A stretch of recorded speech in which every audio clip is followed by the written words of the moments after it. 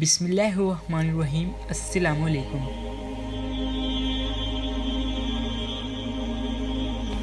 रात को गश्त करना सुल्तान सलाहुद्दीन अयूबी रहमतुल्लाह अलैह का एक ख़ास मशग़ला था, जिसका इल्म किसी को भी नहीं होता था सिवाय इनके वज़ीर के। इसी तरह एक रात वो गश्त कर रहे थे, लेकिन इनका दिल बहुत बेचैन था। इनके वज़ीर भी इनके साथ थे। इनके वज़ीर ने इनसे कहा कि सुल्तान, आप इस किस्म के छोटे काम क्यों कर रहे हैं? अल्लाह ताला ने आपको बहुत बड़े बड़े कामों के लिए बनाया है। अल्लाह ताला ने आपको सल्तनों का फतह करने के लिए बनाया है, ना कि रातों को गलियों में गश्त करके आम से लोगों के आम से मामलात हल करने के लिए बनाया है। सुल्तान ने जब अपने वज़ीर की ये बात सुनी तो हैरत से वज़ीर के चेहरे की तरफ देखा। कुछ बोलना चाहा, लेकिन वज़ीर ने दोबारा इनसे अपनी बात जारी रखी, तो सुल्तान बोलते बोलते रह गए। वज़ीर ने कहा कि सुल्तान, आप हमेशा गली में रात को निकल जाते हैं, छोटे छोटे लोगों के छोटे छोटे मसले हल करते हैं। मेरे मुताबिक तो ये आपका शान नशान नहीं है। जिस तरह की आपकी शख्सियत है और जितनी ताकत अल्लाह ताला ने आपको ज़मीन में दी है, तो आपको इस ताकत का भरपूर तरीके से फ़ायदा करना चाहिए और जहाद करना चाहिए। अपनी सल्तनत की मजबूती की तरफ ध्यान देना चाहिए, ना कि इन लोगों के घरेलू मसाइल को हल करने चाहिए। वज़ीर की बात सुनकर सुल्तान थोड़ी देर खामोश रहे और फिर बोले कि देखो, मैं तुम्हारी बात से बिल्कुल इत्तेफाक नहीं करता हूँ। तुम देखो कि मुझसे बहुत बड़ी ताकत अल्लाह ताला ने ज़मीन में हज़रत उमर रज़ी अल्लाह ताला अन्हु को दी थी। इनके पास जो सल्तनत थी, मेरी सल्तनत तो इनके मुकाबले में कुछ भी नहीं है। मैं तो इनका एक आम सा बादशाह हूँ, जिसे अल्लाह ने ज़मीन में थोड़ी सी ताकत अता की है।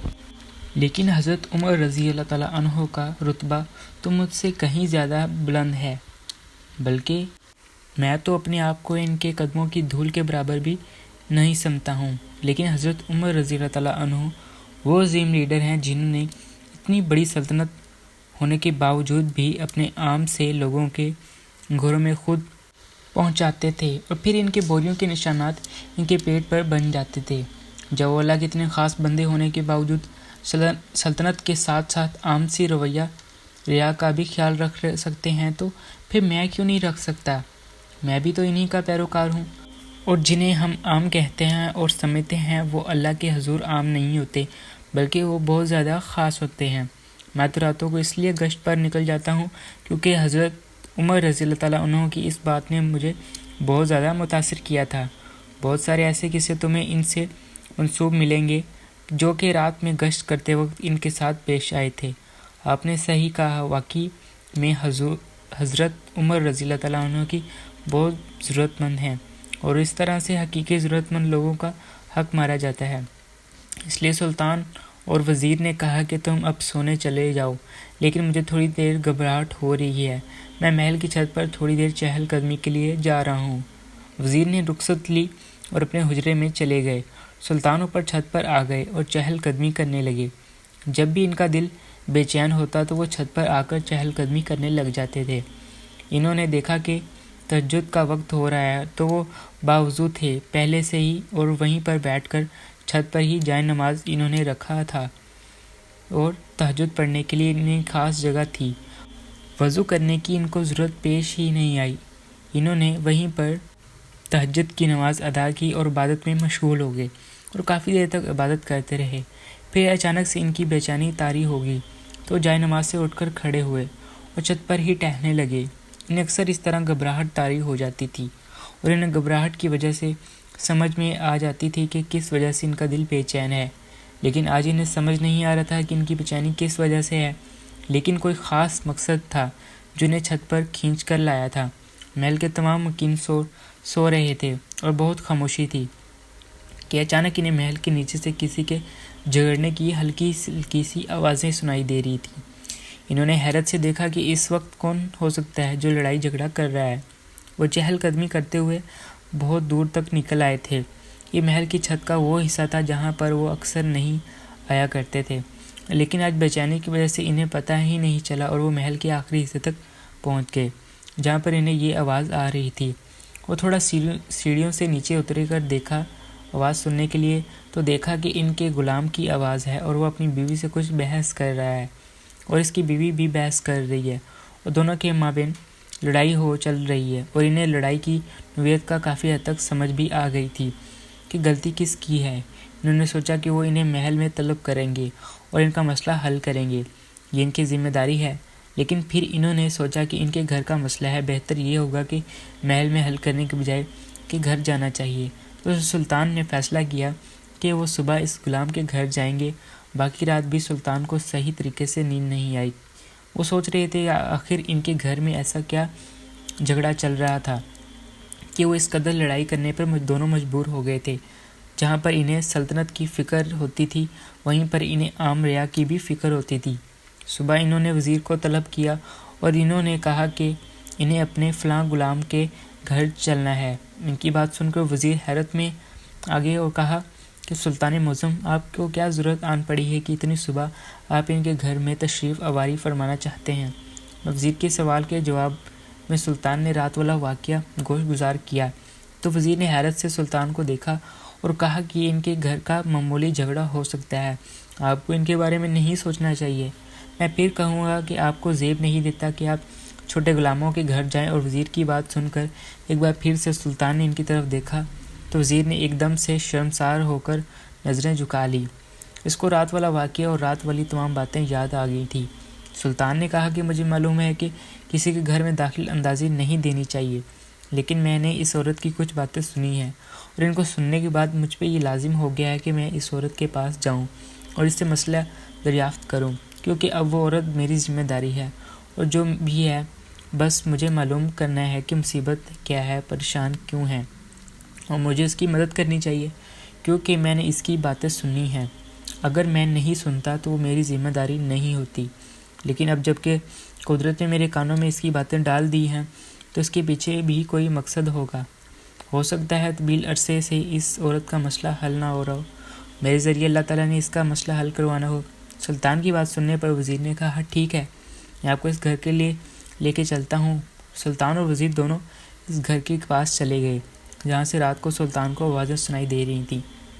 وزیر نے بغیر دستک دی اندر جانا چاہا تو سلطان نے ہاتھ کے اشارے سے وزیر کو روک دی اور کہا کہ ہم پر لازم ہے کہ ہم 3 بار دستک دیں، اور اگر دروازہ نہ کھولے تو ہمیں واپس لوٹ جانا چاہیے۔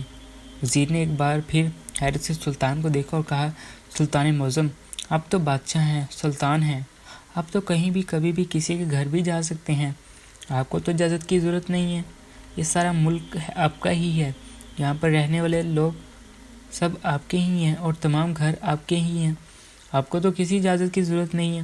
بغیر دستک دیے آپ کسی کے گھر میں بھی داخل نہیں ہوتے، تو میری کیا مجال کہ میں بغیر دستک دیے کسی کے گھر میں چلا جاؤں۔ سلطان نے ایک بار پھر سے وزیر کو لاجواب کر دیا تھا، اور وزیر نے آرام سے دستک دی اور دوسری دستک پر ہی عورت کی آواز سنائی دی۔ اس نے پوچھا، کون ہے؟ تو آگے سے وزیر نے کہا، سلطان صلاح الدین ایوبی رحمۃ اللہ علیہ آپ سے ملنے کی خواہش مند ہیں۔ یہ سن کر عورت بہت حیرت میں مبتلا ہو گئی۔ اس نے کہا کہ اگر آپ میرے ساتھ کوئی مذاق کر رہے ہیں تو میں اس وقت یہ چیزیں برداشت نہیں کروں گی، میں بہت اداس اور سنجیدہ ہوں۔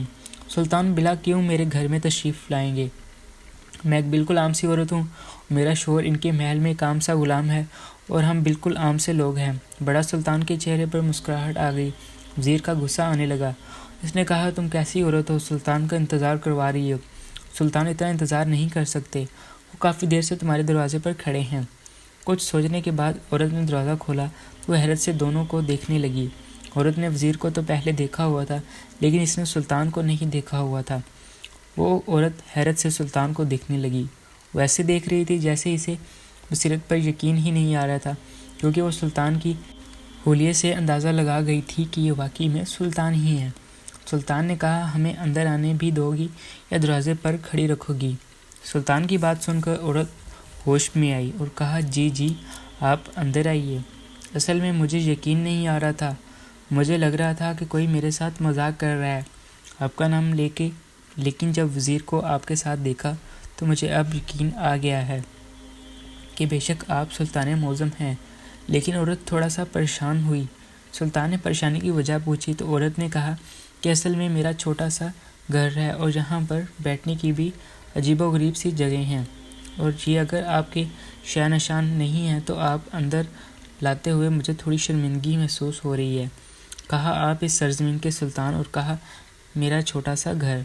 सुल्तान ने कहा कि घर बड़ा हो या छोटा होने से कोई फ़र्क नहीं पड़ता, इंसान का सिर्फ दिल बड़ा होना चाहिए। सुल्तान इस औरत के घर में आ गए और कहा कि आज तुम्हारा मसला हल करने ही आया हूँ। सुल्तान की बात सुनकर वो औरत हैरत में मुब्तला हो गई और कहा कि आपको कैसे पता कि मैं इस वक्त बहुत बड़े मसले से दो चार हूँ। सुल्तान ने कहा, बस मुझे तुम्हारी मदद के लिए समझो भेजा गया है। सुल्तान की बात सुनकर इस औरत की आंखों में जैसे एक चमक सी आ गई थी। इसको देखकर लग रहा था कि वो हकीकत में किसी गैब की मदद की मुंतज़र थी। सुल्तान ने इस औरत से पूछा कि तुम्हारा शोहर कहाँ है। औरत ने कहा कि वो सुबह सुबह ही आके महल की तरफ चले जाते हैं, रात को देर से आते हैं। फिर सुल्तान ने इस औरत को कहा कि चलो ठीक है, तुम अपना मसला बताओ कि तुम्हारे साथ क्या मसला है। काफ़ी हद तक तो मैं समझ गया हूँ, लेकिन मैं मुकम्मल मसला सुनने के लिए यहाँ पर आया हूँ ताकि इसका कोई हल निकाल सकूँ। तो इस औरत ने वज़ीर की तरफ देखा और सुल्तान से इस औरत की नज़रों का सवाल समझ हुए मुखातिब से हुए और इससे कहा कि तुम अब बाहर चले जाओ, मुझे इस औरत से अकेले में कोई बात करनी है। तो वज़ीर बाहर चले गए और सुल्तान और औरत घर में थे। इस औरत ने जल्दी जल्दी अपना तमाम मामला सुल्तान के गुजार कर दिया।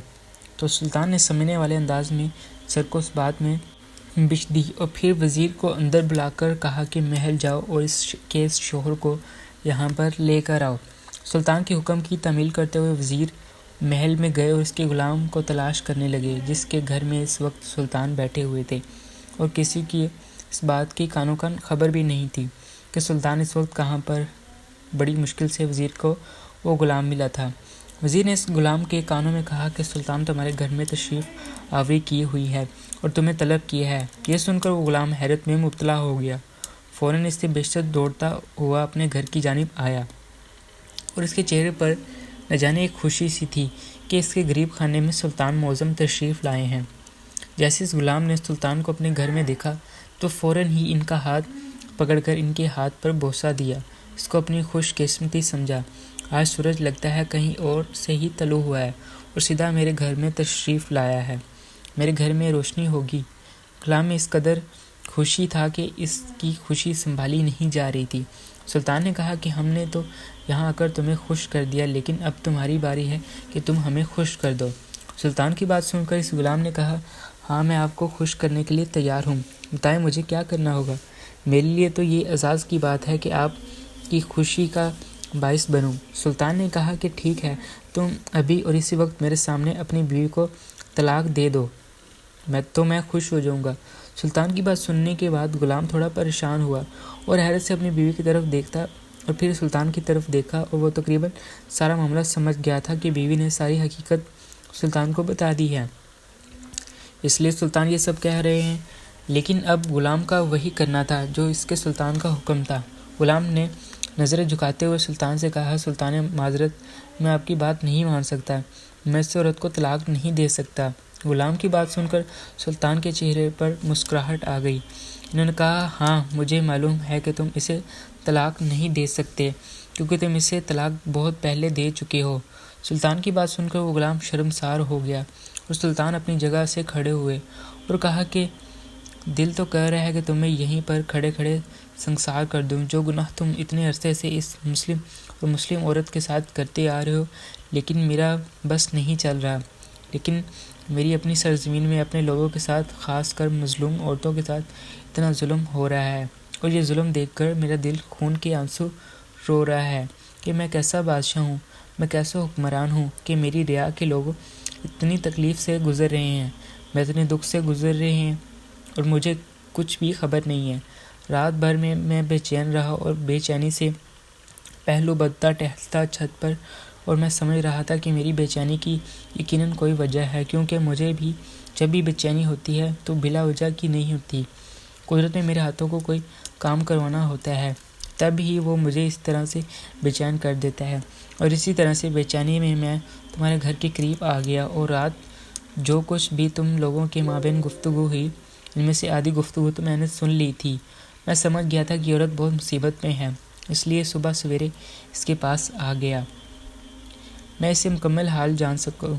तो इसने मुझे बताया कि तुम बहुत अरसा पहले इसको तलाक दे चुके हो, लेकिन इसके बावजूद भी इसे साथ रखा हुआ है।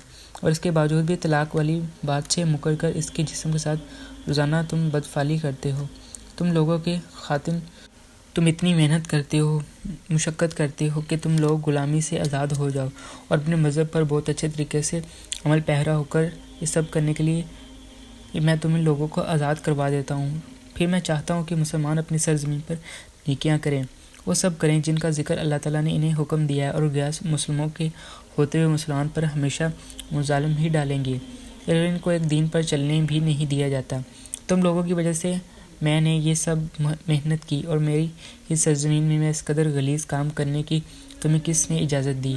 صبح میں نے اس عورت کی روادار سنی، مجھے بہت رونا آ رہا تھا کہ اس بیچاری پر تم کتنا ظلم کر رہے ہو۔ یہ میرے پاس آ کر انصاف طلب کرنا چاہتی تھی، لیکن تم نے اسے اس کام سے بھی روک دیا تھا۔ تم نے کہا کہ اگر یہ میرے پاس فریاد لے کر آئی تو تم اس کے بچوں کو جان سے مار دو گے۔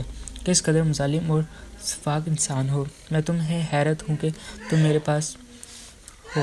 یہ کام بہت مشکل ہے، لیکن میں نے اللہ پر توکل کر